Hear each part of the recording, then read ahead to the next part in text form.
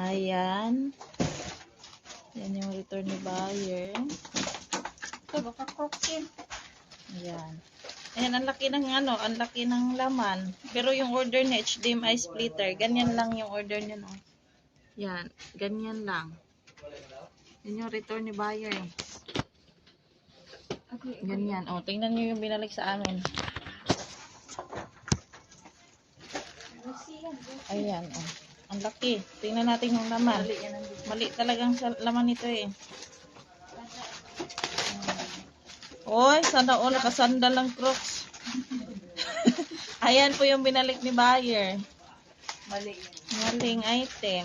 Ayan, naka-Crocs na po tayo ng sandal. Ayan na po. Ayan, sana all. Siguro ibabalik din siguro yan. Ayan po yung binalik ang laman. Do barko. Ayan. Balik din siguro yan ang order. Tapos, yan yung ha. Ayan, tracking number. Return label pala. Yan yung item niya. Hindi naman mali yung binalik. Reject na lang namin ito.